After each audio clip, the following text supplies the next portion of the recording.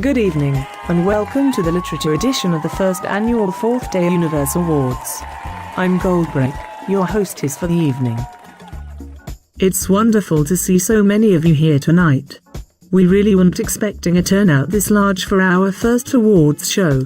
Remember to tip your waitresses.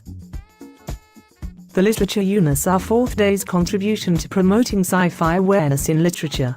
Some of the oldest and most celebrated novels and stories in history center around fantastical characters and events, from the Morte d'Arthur to the Lord of the Rings, from Frankenstein to Flowers for Algernon, from the Odyssey to the Outlanders, from Alice's Adventures in Wonderland to Alas Babylon, and that's just to whet your appetite.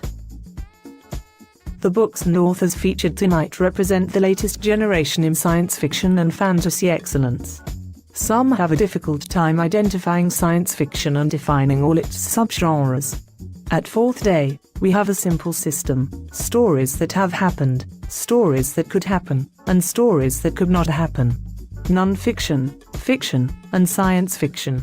Sci-fi encompasses every type of story that could not technically have happened at the time that story was written. For example, although we have now been to the moon, any stories written about trips to the moon at a time when we could not are still considered sci-fi. The same is true for books that have werewolves or vampires, superheroes or mutants, aliens or robots, wizardry or futuristic technology. Whatever definitions you may personally use, that is how we selected the novels and graphic novels featured in tonight's show. As for subgenres, this year we chose 24, each falling under one of 6 headings: sci-fi, fantasy, genre fiction, media tie-ins, graphic novels, and young adult fiction.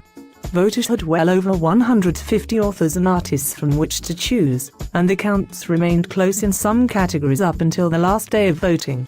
The presenters are writers themselves, either as Fourth Day contributors, published authors, or both. We are very proud to have each of them tonight and ask that you visit each of their personal websites at the links provided in the descriptions of their videos. Whatever your particular cup of tea, whether it is urban fantasy or off-world fantasy, time travel or space travel, alternate history or alternate future, sci-fi military or sci-fi mystery, we hope you enjoy our presentations this evening. And now, on with the show.